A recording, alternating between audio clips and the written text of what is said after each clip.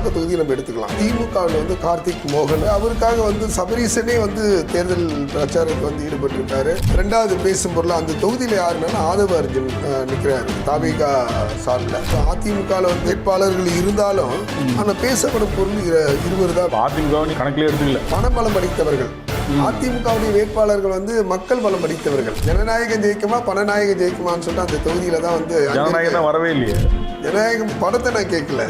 ஜனநாயகத்தோட கடமையில அதிமுக வேட்பாளர் வெற்றி பெறுவார் அப்படின்னு சொல்லிட்டு ஆதவ அர்ஜுனா வந்து மோகனோட ஒரு நெருங்கிய தொடர்பு நண்பனை நீ ஜெயிச்சுப்பார். அதிமுகவுக்கும் திமுகவும் தான் திரும்பி மீண்டும் போட்டியா இருக்குமே தவிர ஆதவ அர்ஜுனா வந்து களத்துல இருந்து பணத்தை இறைத்தாலும் அங்க வந்து வெற்றி பெறுவதற்கு வாய்ப்பே கிடையாது. அசோக்குக்கும் அசன் மௌலானாக்கும் சென்ற முறை மாதிரி கடுமையான போட்டி இருக்கும். சைதாப்பேட்டை ஒரு காலத்தில் வந்து திமுகவின் கோட்டை. சைதை கிட்டு இருக்கிற வரைக்கும் எடப்பாடி அவர்களே பார்த்தீங்கன்னா டிடிவி வேட்பாளரை வண்டியில் ஏற்றுறது. நீங்கள் மேல் மட்டத்தில் நீங்கள் சேர்ந்துப்பீங்க, நாங்கள் எப்படி நம்ம ரெட்டையிலையை முடக்க நினைச்சவருக்கு வந்து நாங்கள் எப்படி ஜெயிக்கிறதுக்கு வாய்ப்பு கொடுக்க முடியும்? மாதாவரம் மூர்த்திக்கு போன முறையே நல்ல டிஃப்ரெண்ட்ல தான் தோக்க 1000 வழக்கில் போட்டிடுறாங்க. இதுக்கு முன்னாடி அவங்க ஆலந்தூர் அந்த மாதிரி தொகுதியில் போட்டிட்டாங்க. தொகுதி மாறினதே அவங்களுக்கு வந்து சிக்கல் தான். எழிலனுக்கு ஒரு நல்ல பேர் தான். அதிரடிக்கு பேர் போனவங்க வளர்மதி. எடப்பாடியே ஓபிஎஸ் கூட போது கண்டமணிக்கு பேசினவங்க.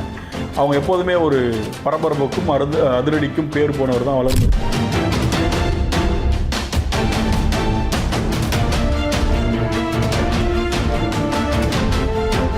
நம் தமிழ் நேயர்களுக்கு வணக்கம். இன்றைக்கு அரங்கத்துக்கு வந்திருப்பவர் மூத்த பத்திரிகையாளர் காதர் வந்திருக்காரு. காதர் வணக்கம். வணக்கம் சகாய். சென்ற முறை வந்து நம்முடைய அந்த கருத்து கணிப்புன்னு சொல்லுதோட நம்ம பத்திரிகையாளர் என்ற முறையில் நம்மளுடைய கருத்துக்கள் பதிவு செய்தால் அது நல்ல வரவேற்பு இருந்தது. ஏன்னா நாள்தோறும் பார்த்தீங்கன்னா ஒவ்வொரு நிறுவனங்கள் ஒவ்வொரு கம்பெனிஸ்லாம் வந்து கருத்து கணிப்புகள் வெளியிடுறாங்க. அந்த 2000 தேர்தல் வரும்போதெல்லாம் வந்துருவாங்க. ஆமாம், 2026 இவங்க வருவாங்க அவங்க வருவாங்க, மாற்றி களங்கள் மாறிட்டே இருக்கு. ஒரு சிலர் திமுக வந்து தொடர்ந்து வருவதாக ஒரு சில நிறுவனங்கள் பதிவு செய்தாலும் இன்னொரு நிறுவனம் வந்து அதிமுக பாஜகவுடைய கூட்டணி வந்து முன்னணியில் இருக்கு அப்படின்னு சொல்றாங்க. இப்படி மாற்றி வந்து போடுறதுனால மக்கள் வந்து எதை நம்புவாங்க நம்ப மாட்டாங்கன்னு ஒரு கேள்விக்குறியில நம்மளை போல ஒரு பத்திரிகையாளர்கள் வந்து களத்தில் இருக்கிறதுனால உண்மையான நிலவரங்கள் கட்சி பாகுபாடு இல்லாமல் நம்ம வந்து தெரிவித்தோம்னா சரியா இருக்கும் அப்படின்னு நம்ம நினைக்கிறோம். கண்டிப்பா. அதனால வந்து இந்த முறை வந்து ஒரு 3-4 தொகுதிகளை பத்தி பேசினா நல்லா இருக்கும் சொன்னாங்க. இன்றைக்கு வந்து பார்த்தோம்னா சென்னையில் மிகப்பெரிய ஒரு போட்டியாளர்கள் அப்படின்னு சொல்றது களத்தில் 2ஆம் கட்ட தலைவர் 3ஆம் கட்ட தலைவர் போல வில்லிவாக்க தொகுதியை நம்ம எடுத்துக்கலாம்.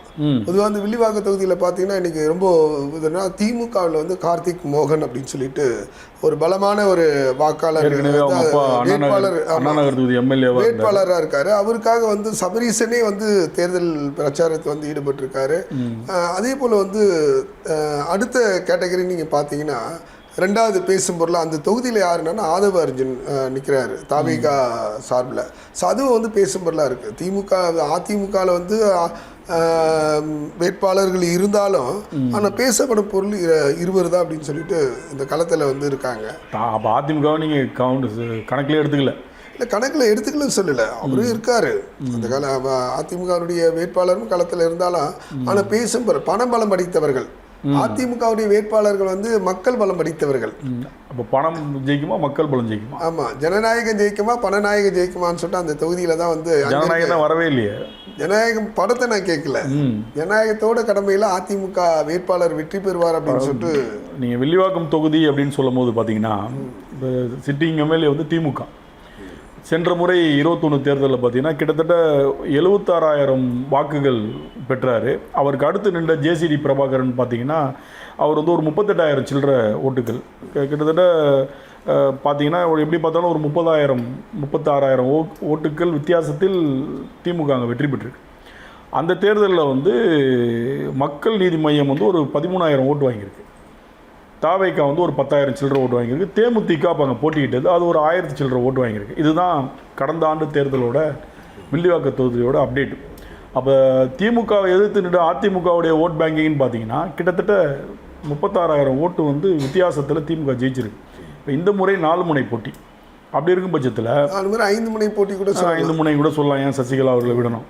5 முனை போட்டி. அப்போ அப்படின்ற பட்சத்தில் திமுக போட்டிருக்கிற கேண்டிடேட் பார்த்தீங்கன்னா அது வந்து ஒரு பவர்ஃபுல்லான கேண்டிடேட் நீங்கள் சொன்ன மாதிரி. காரணம் என்னென்னா ஏற்கனவே அண்ணா நகர் தொகுதி எம்எல்ஏவாக இருந்த மோகன் அவர்களுடைய மகன் தான் இந்த முறை வில்லிவாக்கம் தொகுதி. போன்ற முறை நீங்கள் பார்த்தீங்கன்னா திமுகவுடைய கட்சி தொண்டர்களுக்கெல்லாம் வந்து பைக்கை கொடுத்தாராம்.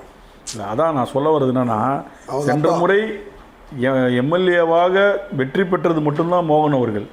தொகுதியுடைய எல்லா பணியும் எடுத்து செஞ்சது இப்போ வில்லிவாக்கம் தொகுதி கேண்டிடேட்டாக அலௌன்ஸ் பண்ணியிருக்காருலே அவர் தான். ஏன்னா அப்பா வந்து மேலோட்டமாக எல்லாத்தையும் பார்த்துட்டு போயிடுவார். மகன் தான் மக்களுக்கான பிரச்சனைகள், மக்களுக்கான தேவைகள், அந்த தொகுதியில் என்னென்ன தேவையோ எல்லாத்தையுமே அவர் வந்து ஒரு ஜெயிக்காத எம்எல்ஏவாக சர்வீஸ் பண்ண ஒரு அனுபவம் அவருக்கு இருக்குது. ரெண்டாவது, ஆதவ அர்ஜுனாவுக்கும் அவருக்கும் போட்டியான்னு கேட்டிங்க. ஆதவ அர்ஜுனா வந்து அங்கேருந்து உருவாக்கப்பட்ட ஒரு ப்ராடக்ட். சபரீசன், மோகன், ஆதவ அர்ஜுனா 3 பேரும் ரொம்ப நெருங்கிய நண்பர்கள். இது பத்திரிகை துறையில் உள்ள உங்களை மாதிரி என்ன மாதிரி ஆளுங்கள் எல்லாத்துக்குமே தெரியும். இப்போ இதில் என்ன ஒரு கேம் ட்விஸ்ட்டு அப்படின்னு பார்த்தீங்கன்னா, ஆதவ அர்ஜுனா வந்து மோகனோட ஒரு நெருங்கிய தொடர்பு. இவங்க வெளியில் போனதுக்கப்புறமே இவங்களுக்குள்ளே பேசிக்கிறாங்க அப்படின்றது தான் டாக் எல்லாருமே சொல்லக்கூடிய விஷயம்.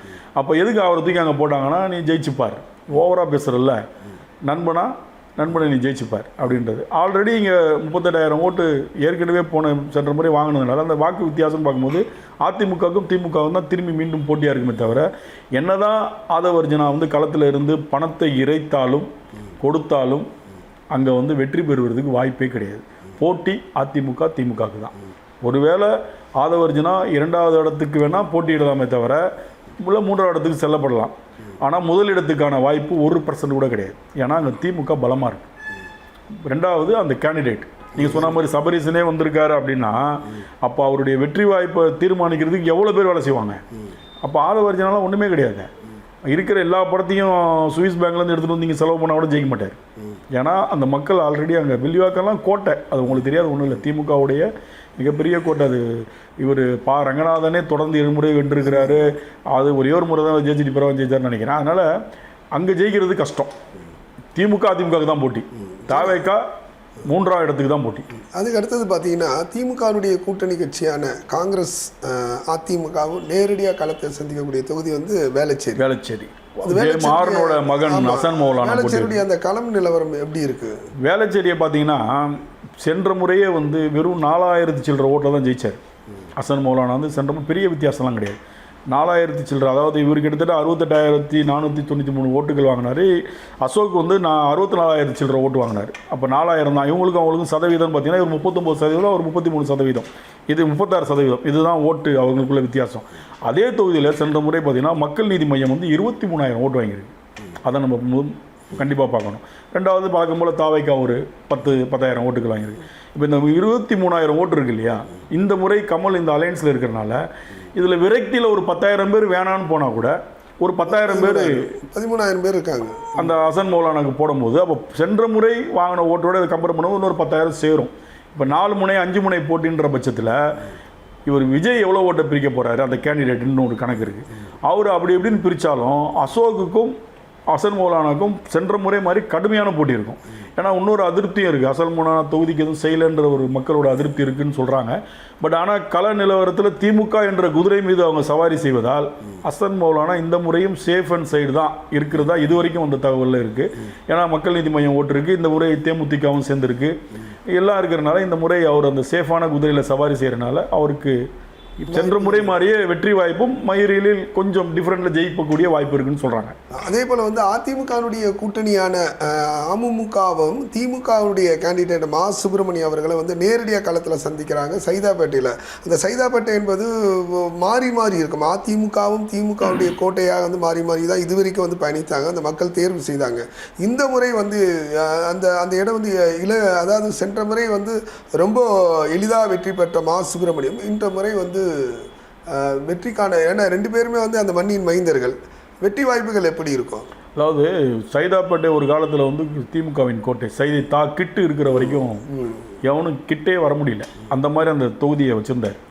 அதுக்கப்புறம் அவர் மறைவுக்கு பின்பு அப்படியே அந்த தொகுதி மாறும்போது திமுக சைதை துரைசாமி அந்த பக்கத்தில் இப்படி மாறி வரும்போது செந்தமிழன் வந்து ஏற்கனவே அங்கே வெற்றி பெற்று அமைச்சராயிருக்கு. எந்த ஒரு விமர்சனமும் இல்லாதவர், எந்த ஒரு கையூட்டு பெற்றதாகவோ இல்லை லஞ்ச வழக்கோ அதிகமாக சொத்து சேர்த்த வழக்கோ எதுவுமே இல்லாத ஒரு அமைதியான ஒரு மனிதர் அவர். ஏன்னா டிடிவி பின்னாடியே அவர் ட்ராவல் பண்ணிட்டார். எடப்பாடி ஓபிஎஸ்லாம் 3ஆக பிரியும் போது கூட டிடிவி கூட போனவர் வெளியே வராத ஒரே ஆள் அவர் தான். எல்லாருமே டிடிவி கிட்டேருந்து திரும்பி தாய் கழகம் போகிறேன்னு போயிட்டாங்க. ஆனால் செந்தமிழன் வந்து போகவே இல்லை. அவர் கூடயே இருந்த அந்த விசுவாசத்துக்காக கொடுக்கப்பட்ட இடம் தான் இது. ஆனால் கடுமையாக இருக்கும், போட்டி கடுமையாக இருக்கும். ஏன்னா இவர் அமைச்சராதனால தொகுதி பக்கம் சரியாக வரலன்ற ஒரு குற்றச்சாட்டு இருக்குது. மா சுப்பிரமணியம் கிட்ட வந்து தொகுதி பக்கம் இவர் சரியாக வரல, எதுவும் சரியாக செய்யல, கட்சியினரும் சில அதிருப்தியில் இருக்கிறாங்க.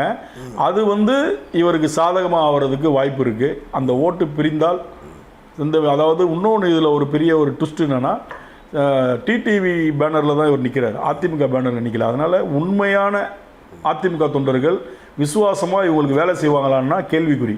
ஏன்னா எடப்பாடி அவர்களே பார்த்தீங்கன்னா ஒரு சில இடங்களில் டிடிவி வேட்பாளரை வண்டியில் ஏற்றுறதே இல்லை, நீங்கள் பார்த்துருப்பீங்க. அவங்கள அதிமுக வேட்பாளர் மட்டும் பேசிட்டு பிஜேபி வேட்பாளர் மட்டும் பேசிட்டு போயிடுறாரு, அவங்கள ஏற்றல, தனியாக ஒரு வண்டியில் நின்றுங்கன்னு சொல்கிறாரு.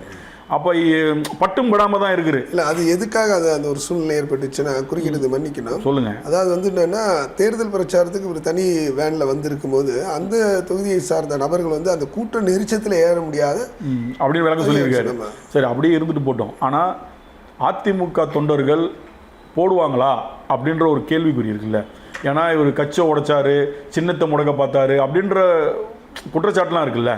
அப்படி இருக்கும் பட்சத்தில் நீங்கள் மேல் மட்டத்தில் நீங்கள் சேர்ந்துப்பீங்க, நாங்கள் எப்படி நம்ம ரெட்டையிலையை முடக்க நினைச்சவருக்கு வந்து நாங்கள் எப்படி ஜெயிக்கிறதுக்கு வாய்ப்பு கொடுக்க முடியும் அப்படின்னு ஒரு ஆப்ஷன் இருக்குல்ல. அந்த அதிருப்தியாளர்களை திமுக கரெக்டாக காய் நவுத்தி தூக்கிட்டாங்கன்னா இந்த முறையும் மாசு தான் ஜெயிப்பார். அதை கைவிட்டாங்க. உண்மையாக அதிமுக தொண்டர்கள் சரி நம்மக்கிட்டேருந்து போனவர் தானே, இவர் வெற்றிக்காக பாடுபடுவோன்னு சொல்லி பாடுபட்டாங்கன்னா டஃப்பாக இருக்கும். வெற்றி வாய்ப்பு வந்து ரெண்டு பேரும். நேரடி களம் நம்ம எடுத்துக்கணும் வச்சுக்கலாம். திமுக அதிமுக நேரடியாக வந்து சந்திக்கக்கூடிய களம் வந்து மாதவரம் மூர்த்தி அந்த தொகுதியின் வந்து மண்ணியின் மைதன், அதே போல் வந்து சுதர்சனம். இருவரும் வந்து என்னென்னா ஏற்கனவே வந்து இப்போ சிட்டிங் எம்எல்ஏவாக இருக்கார். திமுக சார்பில் நேரடியாக களத்தில் இறங்குறாங்க. எப்படி இருக்கும் அதனுடைய வெற்றி வாய்ப்புகள்? மாதவரம் மூர்த்தி வந்து இந்த 5 ஆண்டு கடுமையாக உழைச்சிருக்கிறாரு. சுதர்சனம் அவரும் அந்த அளவுக்கு ஈக்குவலாக இருக்கார். பட் ஆனால் இப்போ அங்கே பார்த்தீங்கன்னா தாவேக்கா கொஞ்சம் நல்லா இருக்குது. அந்த இளைஞர்கள் பட்டாளம் மாதவரம் தொகுதியில் அந்த பக்கத்துலலாம் கொஞ்சம் அப்படியே வராங்க. ரெண்டாவது வந்து என்ன பார்க்குறாங்கன்னா, மாதவரம் மூர்த்திக்கு வந்து போன முறையே நல்ல டிஃப்ரெண்டில் தான் தோத்தார். அதுக்கப்புறம் இங்கே பெரிய அவரே கொஞ்சம் தொகுதி பக்கம் கொஞ்ச நாள் போனார். அதுக்கப்புறம் பெருசாக அவர் இந்த தேர்தல் காலம் வந்த பிறகு தான் இப்போ 2 மாதமாக ஆரம்பிச்சிருக்காரு. இப்போ சுதர்சனம் சிட்டிங் எம்எல்ஏ போன முறையே அவருக்கு வந்து அமைச்சர் தரதாக இருந்தது. அங்கே ஜெயிச்சா ஒரு அமைச்சர் தொகுதி, அது மாதவரம் மூர்த்தி ஏற்கனவே அமைச்சராக இருந்தவர். அவரை எதிர்த்து நீங்கள் ஜெயிச்சு வந்தால் அமைச்சர் தரோன்னாங்க, போன வாட்டி தரல. இந்த முறை வெற்றி பெற்றால் அவர் கண்டிப்பாக அமைச்சரவையில் இடம் கிடைக்கும் சுதர்சனத்துக்கு. அது ஒரு காரணம். அதுக்காக இந்த முறை கடுமையாக உழைப்பார். அதிருப்தினா பெருசாக இல்லை, நிறையா பண்ணி கொடுத்துருக்காரு. இந்த பஸ் ஸ்டாண்டு அது இதெல்லாம் கொண்டு வந்திருக்கிறாரு. அதனால் பெருசாக அதிருப்தி இல்லை. சென்னையில் பெரும்பாலான இடங்களில் அதிருப்தி கம்மியாக தான் இருக்குது.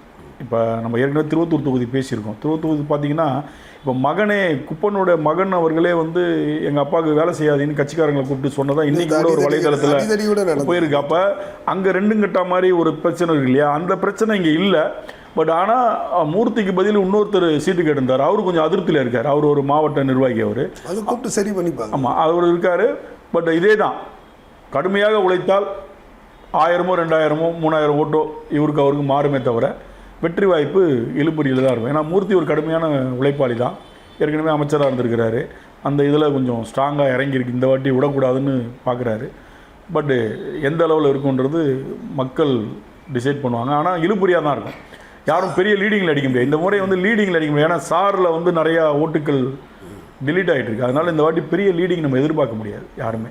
ஆனால் எப்போதும் போல் திமுக சொல்கிறது போல், திமுக வந்து சென்னை என்னுடைய கோட்டைன்னு சொல்கிறது போல் ஒரு 80% அந்த மாதிரி தான் மனநிலையிலையும், அந்த மாதிரி தான் மக்களுடைய எண்ணங்களும் ஓடிக்கிட்டு இருக்கு. அதுக்கு அடுத்தபடி நேரடி களத்தை அதிமுகவும் திமுகவும் சந்திக்கக்கூடாது. ஆயிரம் விளக்கு என்பது என்னென்னா அதிமுகவுடைய கோட்டையாக இருந்தது. திமுகவும் அதுவும் மாறி, நீங்கள் சொன்ன போல் மாறி இருந்தது.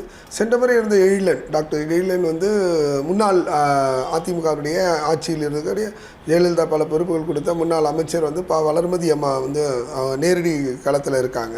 ஸோ அவங்களுடைய வெற்றி வாய்ப்புகள் வந்து இப்போயே உறுதி செய்யப்பட்டது அப்படின்னு சொல்லிட்டு அதிமுகவினர் பேசுகிறாங்க. ஆனால் உண்மையான கள நிலவரம் அங்கே எப்படி இருக்குது? அவங்க வந்து 1000 விளக்கில் போட்டிடுறாங்க. இதுக்கு முன்னாடி அவங்க ஆலந்தூர் அந்த மாதிரி தொகுதியில் போட்டிட்டாங்க. அப்போ தொகுதி மாறினதே அவங்களுக்கு வந்து சிக்கல் தான். ஏன்னா 1000 விளக்கெலாம் வந்து அது வேறு ஒரு ஹைடெக்கான ஒரு தொகுதி. அங்கே வந்து பார்த்திங்கன்னா எழிலனுக்கு ஒரு நல்ல பேர் தான். நம்ம களத்தில் சென்று பார்க்க போகிற வரைக்கும் ஓகே. அவர் அந்த 5 ஆண்டு காலம் அந்த புக்கெல்லாம் கூட கொடுத்துருக்காரு. என்னென்ன செஞ்சோன்றது கொடுத்துருக்கிறாரு. அது இல்லாமல் ரொம்ப ஒரு டீசெண்டான பொலிட்டிஷியன். நீங்கள் எங்கேயுமே அவர் அவதூறாக பேசியோ யாரையோ கண்ணியம் குறைவாக பேசியோ நீங்கள் பார்த்துருக்க முடியாது.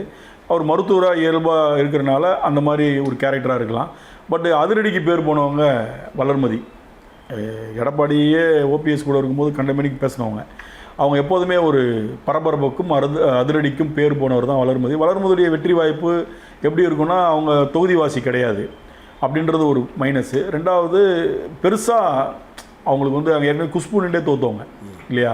அதனால் பெண்களுக்கு அங்கே முக்கியத்துவம் கொடுத்து ஓட்டு போட்டு எடுப்பாங்களா, இல்லை எழில் அவரே இருக்கட்டும், ஒரு டாக்டர் படித்தவர் அப்படின்ற மாதிரி மக்கள் அந்த மனநிலையில் தான் இருக்கிறாங்க.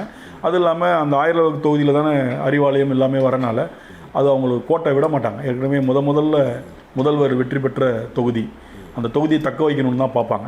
அவங்க முதல்வருடைய வீடு எல்லாம் சம்திங் அங்கே தானே வரும்னு நினைக்கிறேன். அதனால் வந்து அதுவும் கடுமையாக தான் இருக்கும்.